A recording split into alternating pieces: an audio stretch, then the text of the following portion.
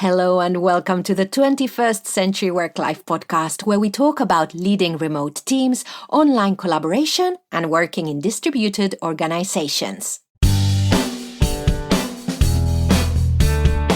This podcast is brought to you by Virtual Not Distant, where we help managers and teams transition to an office-optional approach. Find out everything we do over at virtualnotdistant.com and check out our show notes and pictures of our lovely guests over on the podcast page. It's great to have you here, listeners. Let's get on with the show. Hello and welcome to episode 236 of the 21st Century Work-Life podcast. And this episode focuses on hiring remote employees. And so I'm delighted to have guest Jo Palmer in the first segment, talking about why she set up her business in Australia to match remote workers with companies looking to hire the best person for the job, regardless of location. And then to complement Jo's segment, I've dug out a 10-minute piece from friend of the show, Morgan Legge, who was a guest more than 2 years ago now, and who described the hiring process in her distributed company in a lot of detail. So I thought that it could be a good complement, and I'm just delighted to bring her voice back, even if it's a voice from the past. So I'm recording today, mid-May 2020. We're in the middle of the coronavirus pandemic, and I recorded my conversation with Jo back in February, before the whole thing started. So it's been interesting to listen back because it feels in a way that advocating for remote work has become not as necessary because many people have discovered that it can work, and some people have even in the current situation have discovered the benefits. And yeah, if we talk, if you and I, listener, talk on social media, you will have read my own shift in mindset, which is now what we need to do is advocate for remote work to be done mindfully with a blend of synchronous and asynchronous communication, which will allow for flexibility and well-being. But in any case, the conversation with Jo is still very relevant because now that many people have had a taste of working away from each other, away from a main office, well, now is the time when we can start thinking about the experience, reflecting on what's worked and what hasn't, and building on it. And the end of Jo's segment, she just really reminds us of why it's important to continue advocating for this from a society point of view, from a societal point of view. So today's episode is about thinking, well, we've already worked with our current people remotely, so how do we continue to take advantage of it? How do we now move to recruiting remotely if it's going to help our business? And so the mindset aspect is still crucial. And I'd even go as far as to say, and Jo talks about this, that we need to remember that remote offers us flexibility, not just regarding location, but time. So it's easier to trust people when they're still present during office hours, even if they're away from you.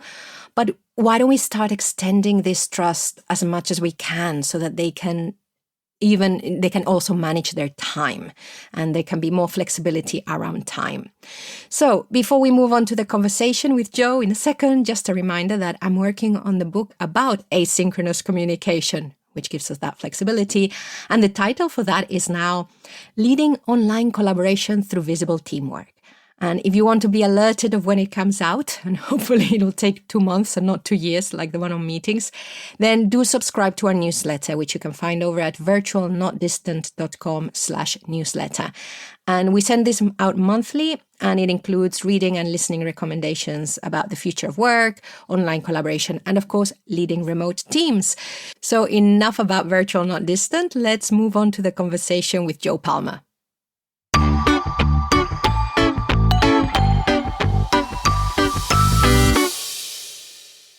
Well, as always, I am delighted to be speaking to someone at the other side of the world, and particularly curious because I have been receiving her newsletter for a while. So I have here with me Jo Palmer, who's the founder at Pointer Remote Roles. Hello, Jo. How are we? I am very well. I am starting my day, and are you ending yours? I am. It's about 8 p.m. On this side of the world. Excellent. Where are you talking to me from? I'm talking to you from a small town called The Rock, which is in New South Wales in Australia. So I'm pretty much halfway between Sydney and Melbourne and about 4 hours inland. So in a little country town, about 1,200 people. Good. And I suppose this has allowed you then to set up a business working with people regardless of where you are, both helping employers and employees to find remote work or remote employers. So you need to be looking at both sides of the equation quite a bit. Sure. So I started Pointer Remote Roles nearly 3 years ago. And it came about because I realised that I had this very large network of professional friends who had left careers in metropolitan areas in Australia to actually marry farmers and had moved to more regional parts of the country and found that their skill set and experience and tertiary qualifications made finding a job in their career area a bit challenging when you're living a long way from a job in your trained domain. So I pretty much started the business to find my friends' jobs. Was the start of the business. How did you start looking at what was entailed? Can I suppose helping people to get a job, in particular helping people to hire people? What kind of stuff did you start to look into? I very much have a double-sided marketplace in my my business. So I've got to keep the number of candidates in our pool of professionals looking for work, keep that topped up, as well as keeping jobs coming in for them to apply for and hopefully fill those positions. I sort of came across, I fell into a job, a remote job that I did for an organisation that was based in Sydney. And I was very much the envy of my friends that I could do that job from a rural area. And I realised, very much it wasn't, unless something fell in your lap, it was actually quite a challenge in Australia to find a job that you could do remotely if you weren't in the tech space, if you weren't a developer. So I started the business with a Facebook group, and it sort of exploded from there, and we've found that we have had a really, really broad range of jobs advertised with us, from sort of professional services like accountants and lawyers and other financial services like bookkeepers and management consultants, through to creatives, so graphic designers, illustrators, and then going into sort of health things, so organisations in the telehealth space who are looking for psychologists. But that sort of space, because we're not industry specific, we can work with businesses that actually come back to us multiple times. So we've got actually a couple of businesses that have advertised 5 or 6 roles with us that have been completely different from each previous role they've advertised with us, which has been really exciting because they can just come to the one spot. And because they're set up once for one person working remotely, then the world's your oyster, really. You can, if you're organised and you've got all the basics there, then you can pretty much fill most roles in your business remotely if you're that way inclined. And is there anything that employers need to do differently when they're looking to employ someone remotely than if they're bringing them into the space? We, like at this stage, a thing that they need to think about is, well, we're an Australian-based platform at the moment. So we only dealing with candidates looking for work who are based in Australia or Australians for tax purposes. And at the moment, we're only set up for Australian businesses, but we're looking to expand that further so that businesses all over the world can tap into an Australian workforce. So if you're looking to sort of extend your hours, your business hours, we've got sort of English as a first language or English speakers that are Australian-based that are in an Australian time zone. So for a lot of businesses in North America or Europe, or pretty much everywhere else around the world, that they can be tapping into a professional candidate pool in this time zone, which is really exciting. But as far as the general side of things, as far as a business setting up to hire someone remotely, we always say with businesses when they first engage with us, like we sort of ask some challenging questions around how actually organised they are and how they are set up in order to actually make this a success with their remote employee. So are they cloud-based? Are they using project management software? Or how do they plan to communicate with their remote team members? If they're going to be using Slack, or are they going to be using Zoom, or all of those sorts of things? And quite often we deal with a lot of businesses who are coming to us almost out of desperation. So quite often we'll deal with businesses that are sometimes in a really physically isolated area, and it's really hard to get the skills that they need for their business to grow in the town or community that their business is operating in.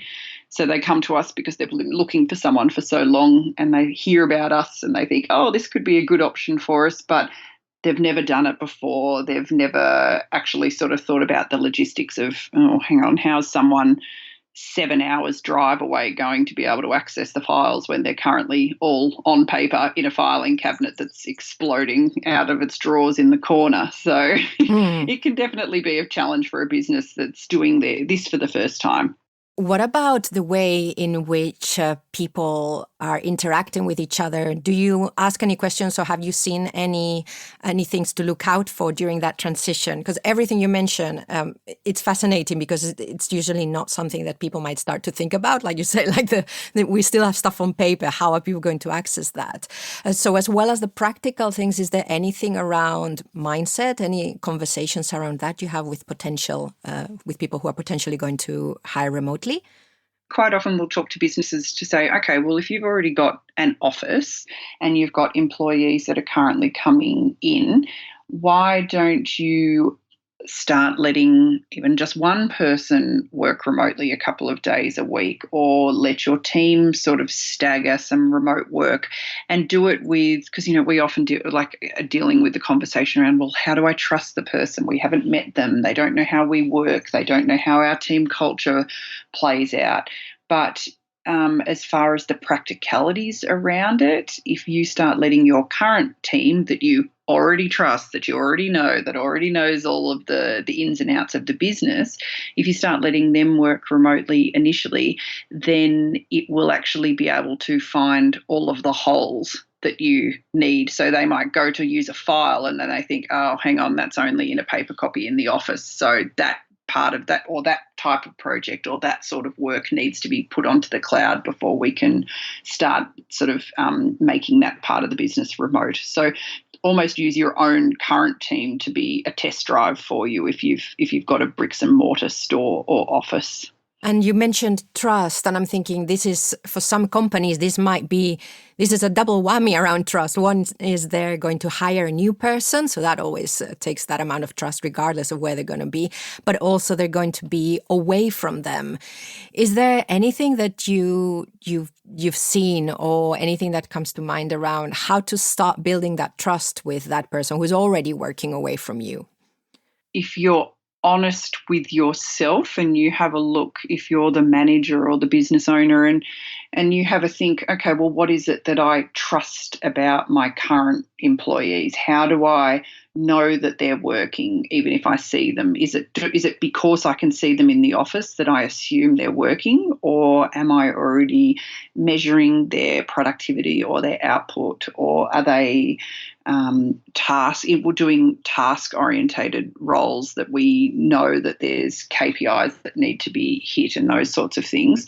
I think if you really have a think about how and why you trust your current employees, I think then you can actually start thinking to yourself like, okay, right, is it just because I can see them that I think they're working? Well, if that's the case, I need to actually have a think about whether or not I'm going to be able to trust someone to work remotely. But I think if you actually really look deep inside and you think, oh, hang on, the only reason is because I can see them, then you possibly don't actually trust the employees that you've already got working for you. And then why are you having people that you don't trust work for you? So it's almost this horrible circle that you can go around in. But I think, look, people can tell white lies on a resume, whether you're hiring them remotely or in your office. There needs to be an element of you have put yourself out to the world to advertise a position and people have applied for it, and you really have to, there has to be that element of the benefit of trust and starting off like that.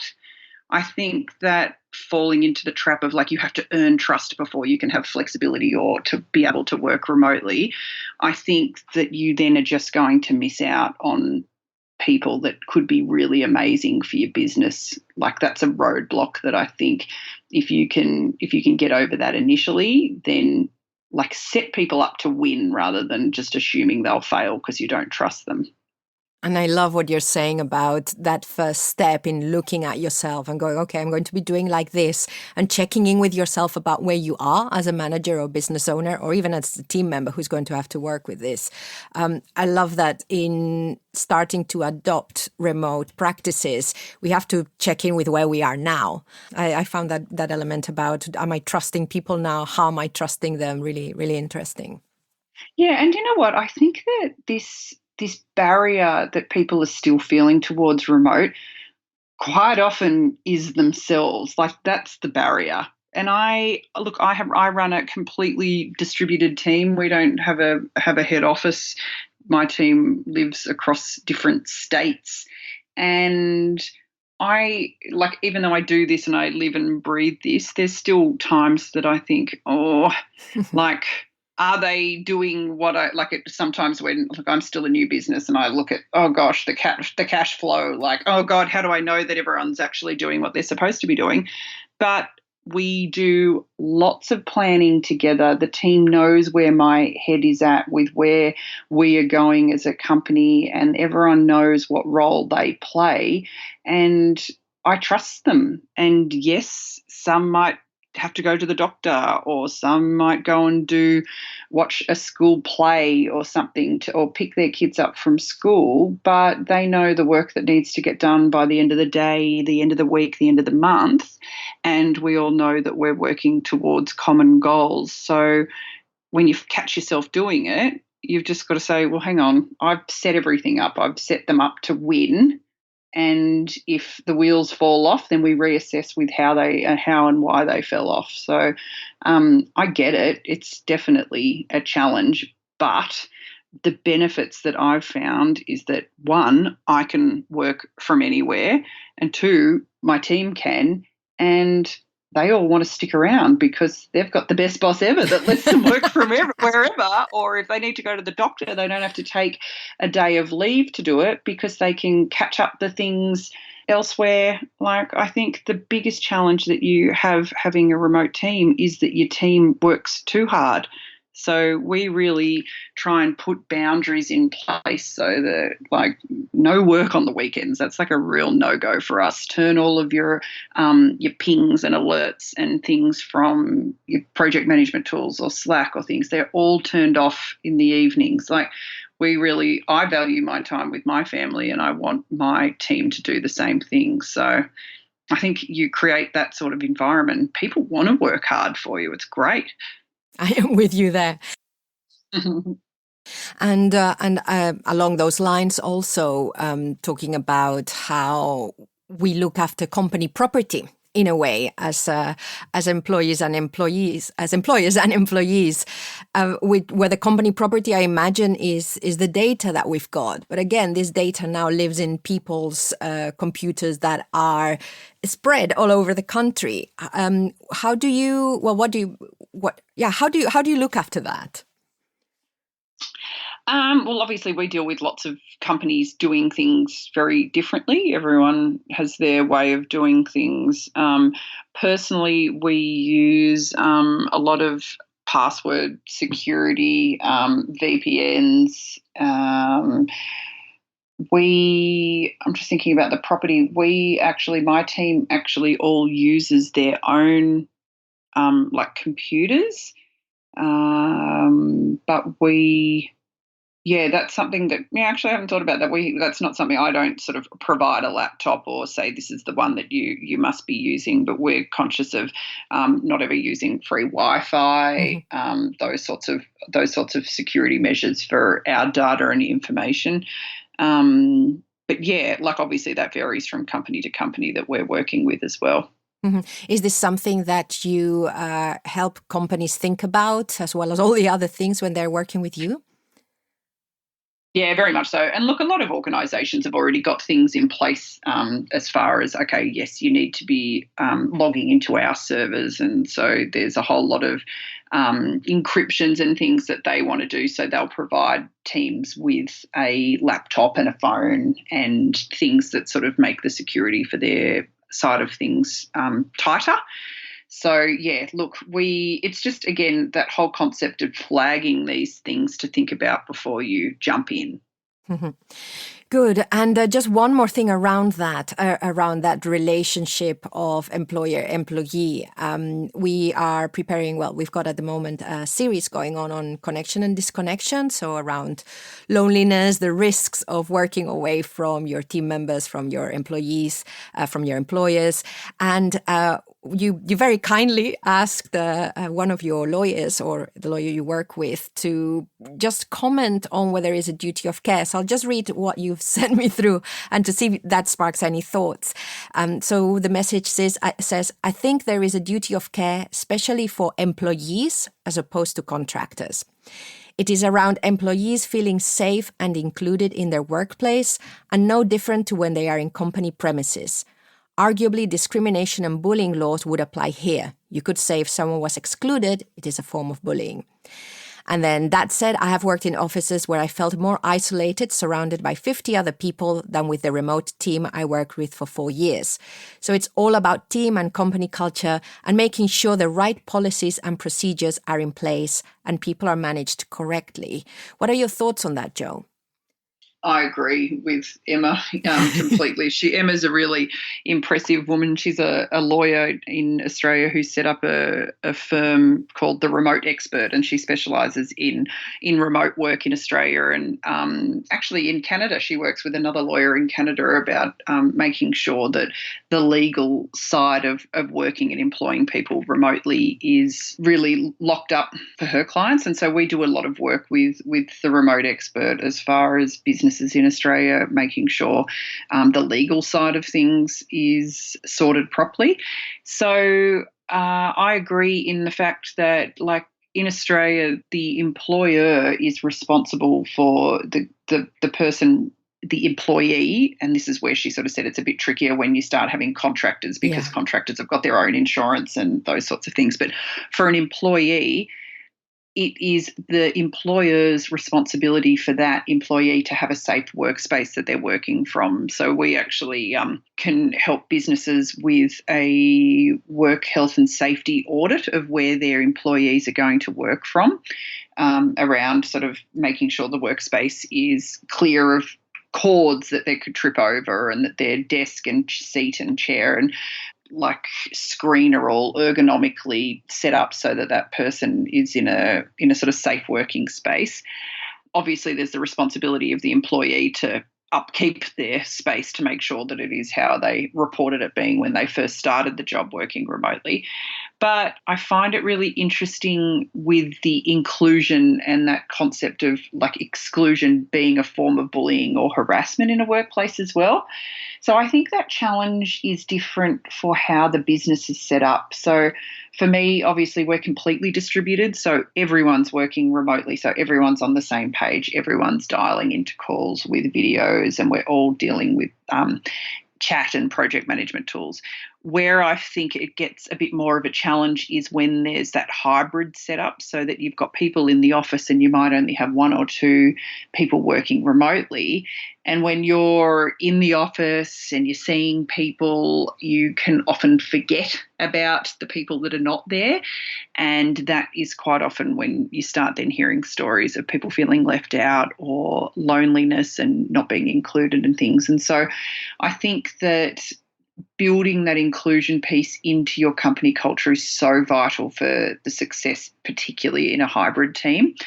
We have dealt with a few businesses who really, really do a good job with this, in the fact that, okay, say there's a meeting on, if even one person is not physically present for that meeting, that they're going to be virtually participating, then everyone does it virtually. So everyone goes back to their desk, they put their headphones on, and everyone dials in, including the facilitator or the manager or the boss. And so everyone's got their face on the grid in the screen. No one is feeling like they're yelling out or they've been accidentally muted on the speakerphone in the middle of the table, and everyone's chewing on their lunch around the table and forgetting about that person that has dialed into the meeting. So that's just one way of just making sure that you're just conscious of how you're including people. But what people are then finding is it's such an amazing way you can then record a meeting for someone that can't attend, and they get to see and hear everything. You can, store that away if anyone needs to reference back to it. You can run the meeting's audio through like dictation software, and it writes your notes for you. Like, there's some really cool things that can come out of just being inclusive in how you run a meeting. And something else that Emma mentioned about, of course, discrimination and bullying laws. And how do you see people trusting that what else is happening between team members? Because when we're in the office, sometimes we can feel whether there's tension between team members or if something's going on. Sometimes we can even overhear. However, when people are working away from each other and away from us, how can we sense that? I think this is where communication is key, and you have got to have open two-way communication channels at all times. Like, there needs to be a safe space where people can feel that they can talk about those sorts of feelings. It becomes, again, a challenge like it does in any workplace, whether you're there physically or remotely, if it's an employee manager relationship that's challenging. I think that you need to have policies and procedures as you would in an office setup. I think that that's just key. You've got to have built into how you run your organisation. You've just got to have channels there that people can be communicating how they're feeling and putting things in. We were quite conscious of that concept of, quite often we fly into a meeting, jump out of it once we've got all the content done, and we weren't sometimes scratching the surface to see how people were actually going, if they were feeling overwhelmed. And so what we've actually just done in our weekly meeting minutes, we've just got minutes that are in a Google document that becomes our agenda for the following week, and it's a working document that we use all the time. And there is a table in there that says headspace check. And so 5 minutes before the meeting, everyone gets another alert that says update your headspace. And so everyone's sort of, obviously that's, you're not going to put in there so-and-so is harassing me or leaving me out or those sorts of things. But it's a really good way to check in. And even just thinking, like, going on how I said last week's week was a bit wild for one of my employees. My meeting this morning, I could see that she said, I'm feeling a bit flat. I really feel like my list of to-dos just didn't get ticked off last week. So looking forward to knuckling down for this week. So I read that before the meeting had even started, so I could check straight in with her and see how she was feeling. So just putting little things like that. And I'll tell you what, it just actually makes the vibe of the whole company. Everyone sort of can then throw in there like, oh, my cat died on the weekend, I'm really sad. Or my brother got married on the weekend and we just had the best time away. Like, it's a really good way to bring in that water cooler chat that happens incidentally in the office. It's a good way of bringing it into a remote situation. On top of that, and as well as, is there anything that you work with companies who are introducing, for example, a first remote role? Do you work with their HR at all? Because something I've seen is, for example, some of the performance management systems companies might have people suddenly have remote teams just because of how a company's headquarters and different offices are operating. I've had people ask me, how do I deal with this? And then you realize that actually their systems are so set in dealing with problems in the office and physically that they haven't really evolved any of their HR guidance or policies. So is this something that you look at or that you've heard people doing?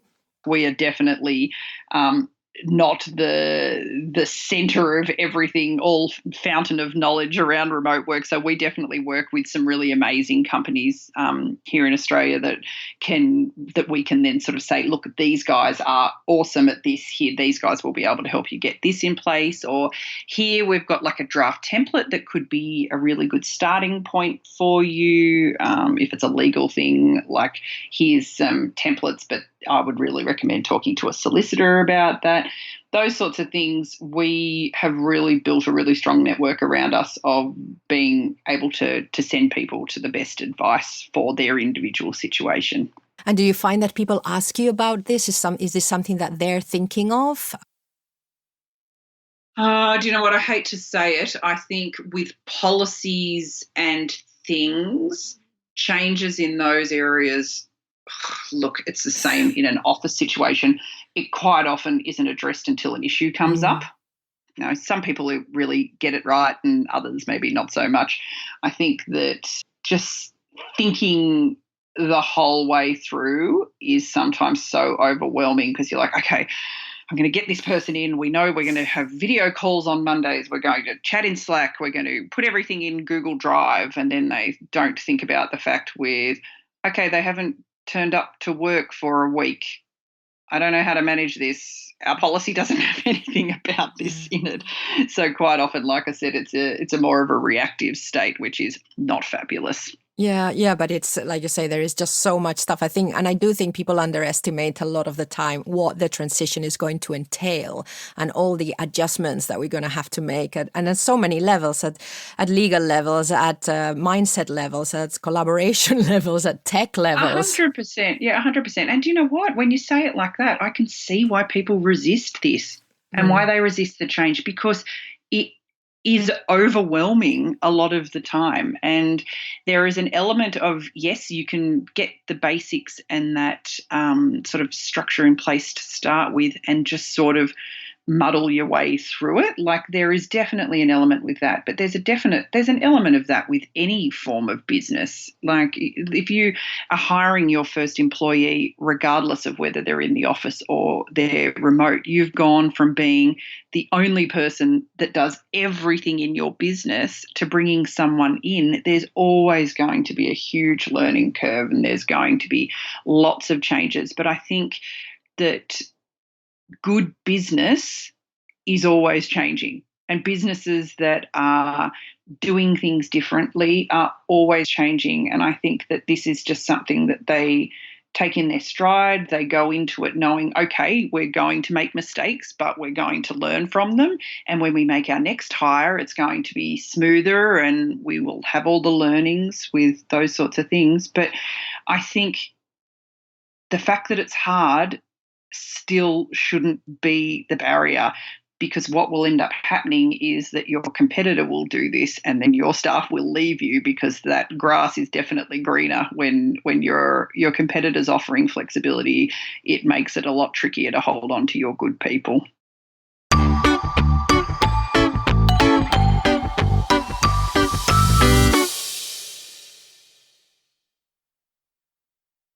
Well, I'd been hearing about Jo for quite a while, so it was a pleasure to speak to her. Thank you, Jo. Listeners, if you want to learn more about what she does, then, and specifically if you're based in Australia, check out pointerremoteroles.com.au, and you can connect with Jo on LinkedIn. Look for Jo Palmer. That's JoPalmer. So, we've got the change in mindset. We know what to look out for now. So how do we design a recruitment process which helps us find people best suited to work in our company? So to guide us through this, let me introduce you to Morgan Legge, who is the Director of Operations at convert.com, where they work under holacracy, which is a system of self-management. But more importantly to you listeners, well, I say more importantly, maybe you are interested in holacracy. But for today's show, she's also a remote work advocate, and she works for a fully distributed company. And Morgan appeared in this show in episode 146. So if you like what she says, and if you want to know more about holacracy and how Convert work with that system, I recommend you listen to the whole show. It's from the 9th of November of 2017. It's episode 146. We'll put the link in the show notes too. And when I was putting this show together, I remembered that for her episode, we talked about how they recruited at convert.com, and actually that she went into a lot of detail about the process. So I thought this conversation is now old enough that regular listeners won't mind hearing it again, and I'm sure it will be interesting for you, new listeners. Welcome. I hope you're enjoying the show. So let's catch up with Morgan as she tells us about the different stages in recruiting, and just remember that her company is fully distributed and global.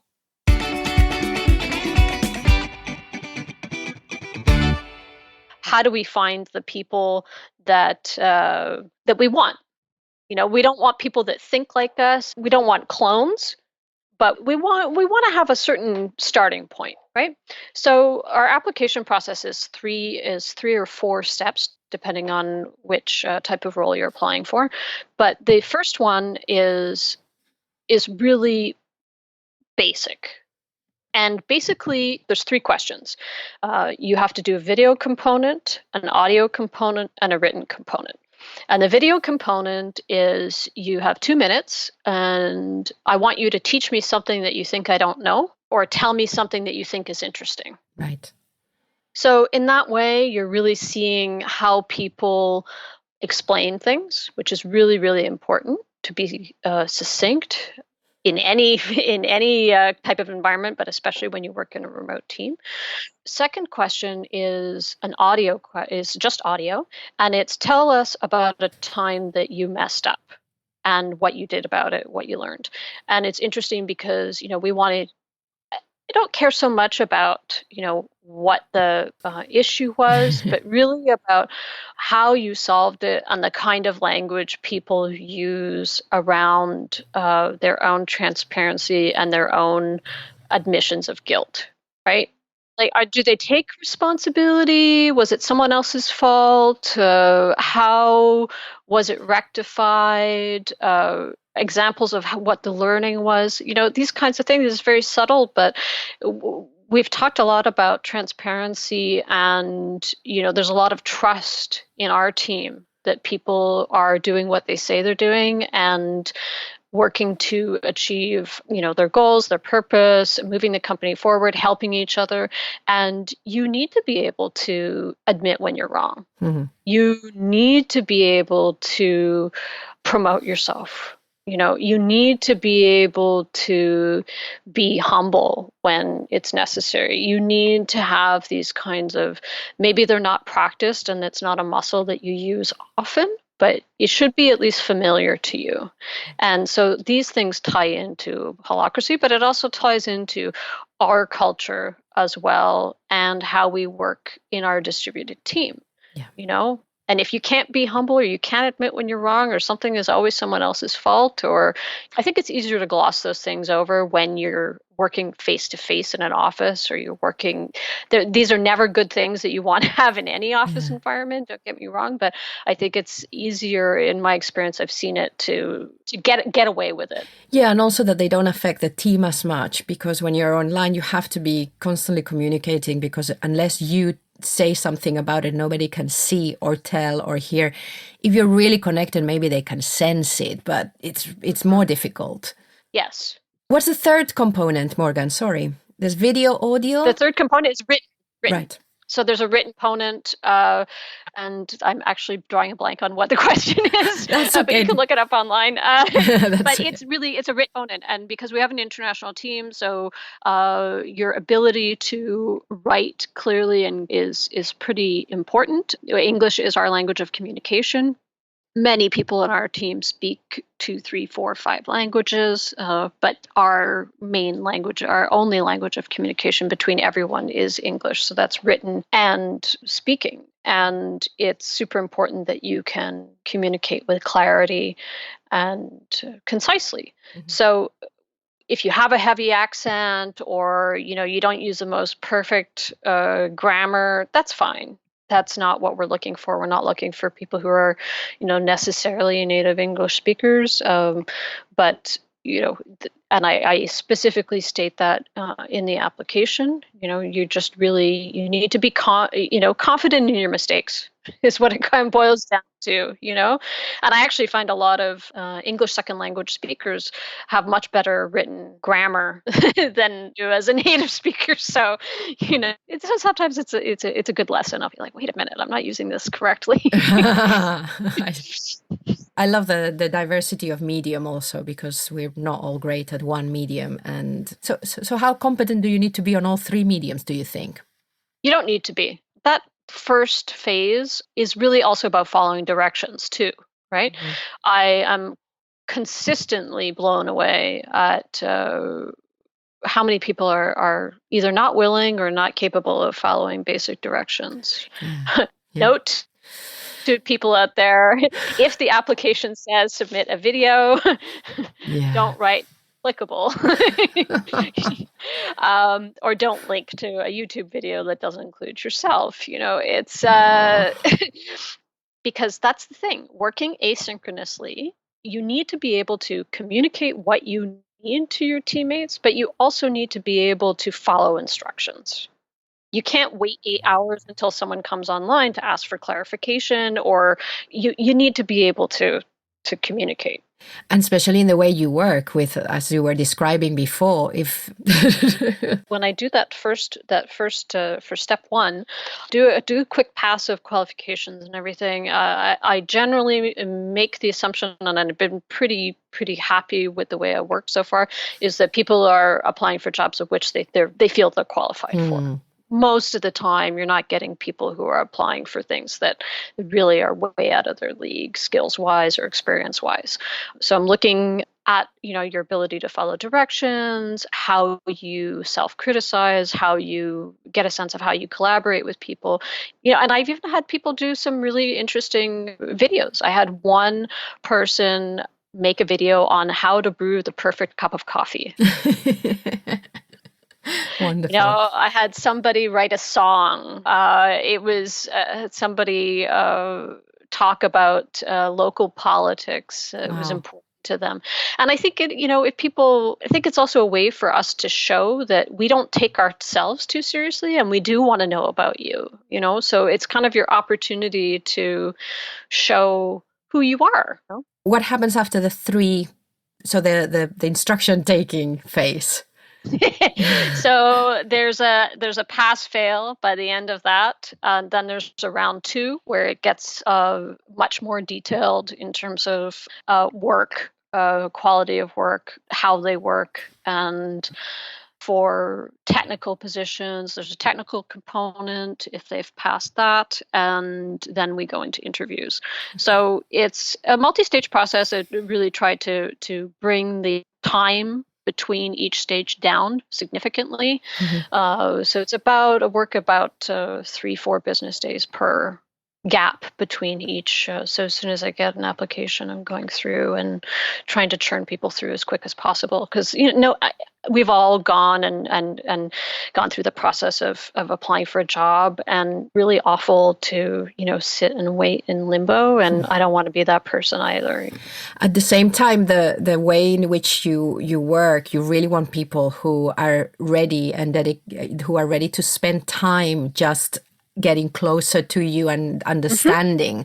It's a little bit like, it reminds me of the Zappos practice, when they, after 3 or 4 weeks, they ask people if they want to take a great amount of cash for quitting. Right. So it's not exactly the same, but it reminds me a bit of that, because it's like, okay, this is the process. It's not too long, like you say. I think I was very surprised. It seems quite short for what it is, but you have to do quite a bit. So actually, you really want to at least be curious about how this works.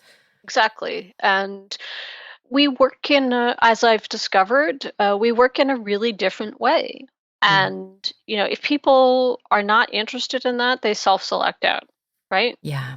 They Yeah. just want to spam a resume or a LinkedIn profile to 50 jobs. Well, that's not going to work. You send me your CV and a nice cover letter. That's great. But okay, I'm going to send you the application process and you're going to go through it just like everybody else. And if not, well, then that just doesn't go any further. As I've evolved this process, being more upfront or just transparent in terms of, and not that we were hiding anything before, but just to really get the interest of the type of candidate that we want, much more upfront and transparent about who we are as a company, what we believe, how we work.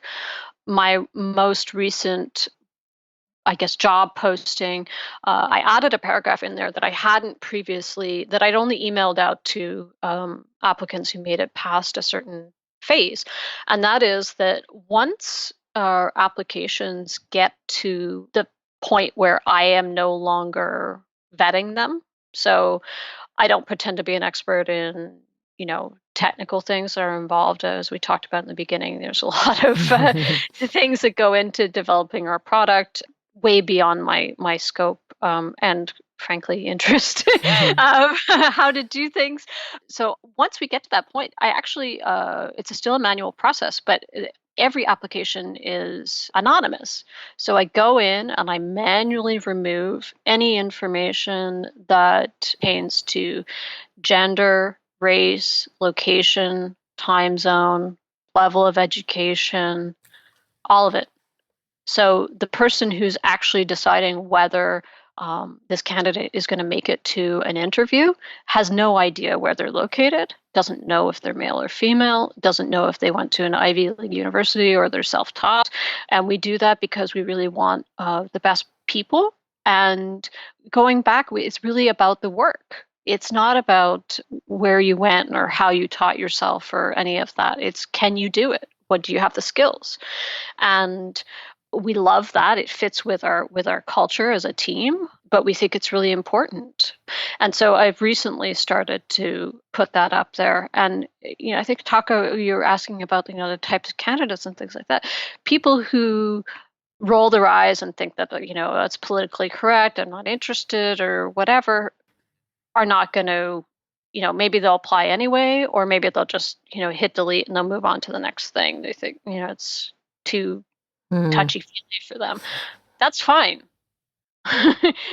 We're okay with that. You don't have to agree with everything that we do and how we come to decisions and all this kind of stuff. But you need to go in with your eyes open, and I think that's super important. That's something that the HR world has been struggling for ages, is the bias aspect. I mean, we know it makes a difference. And the other day, I don't know if you saw it, I think it was Liz Morgan, who's I think she's an HR specialist. She's an influencer on LinkedIn, so you can follow her. She posted an advert she saw, a job post she saw on LinkedIn, which actually said males preferred. Oh. Yeah. So yes. So this all might seem very touchy-feely, but let's remember that actually what it's counteracting.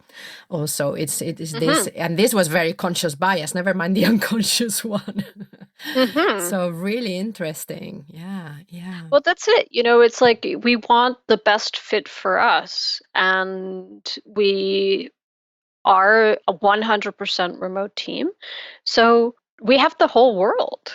Like, why would we work asynchronously? We deal with the time zones. We have a way that works for us. Why we'd be crazy if we were only going to focus in, a certain time zone or a certain level of education or this kind of thing. There's I've learned about holacracy and how to do this implementation, as you pointed out, online by doing research. There are plenty of people out there who are motivated and self-taught, who have plenty to offer, and why shouldn't they have a fair chance?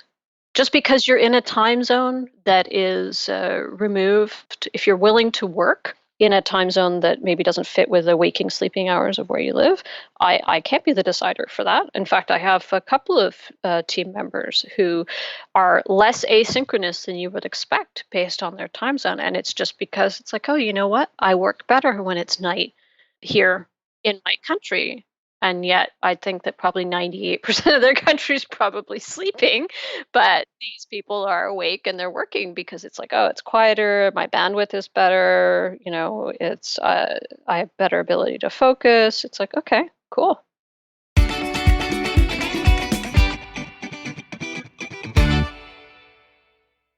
Well, that was Morgan Legge, and her name is spelled Morgan, surname Legge, if you want to connect with her on LinkedIn. And she works for convert.com. And listeners, that is it for today. Now, having finished the Connection and Disconnection series, which if you haven't listened to it, do. Bri Kajati from Shield Geo put it together beautifully. We have lots of guests, lots of perspectives on why people feel isolated, if they do, and what companies and managers and individuals can do to mitigate that risk in remote teams. So do listen to that. And of course, because we were creating that series with our collaborators, it meant we were releasing episodes weekly. I don't know if we're going to go back to fortnightly schedule or if we do that for a bit. But what I do know is that I have some conversations stored in my disk drive. So guests, sorry, because they're still there from a few months ago and almost half a year now with one of them. But there are conversations about looking at remote work in a holistic way, about how it can bring about social change, what the ramifications can be for the world of work in general if we adopt this kind of work more broadly, how education needs to change if we want a truly flexible workforce. And by the way, by flexible, I don't mean working from anywhere, but self-motivated, adaptable, and being able to work in all sorts of ways and under context and conditions. So we now know the importance of that. So yeah, those are coming. I'd be delighted, listeners, to hear from you meanwhile. My email is Pilar, Pilar, @virtualnotdistant.com. You can follow me on Twitter, which I love, @PilarOrti. If you connect on LinkedIn, tell me you're listening. Because I only connect with people who send me messages. And just to remind you that Virtual Not Distant exists to help teams transition to remote.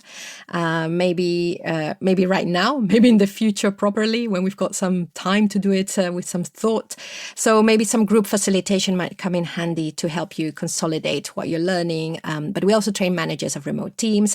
And more excitingly, we are building our Podcasting for Connection programs. So yeah, that is to help organizations nurture a sense of belonging in their people, regardless of where they are based. It'll be ready at some point.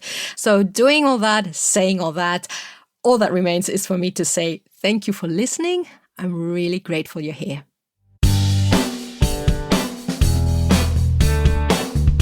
A big thank you for listening to the 21st Century Work-Life podcast produced by Virtual Not Distant.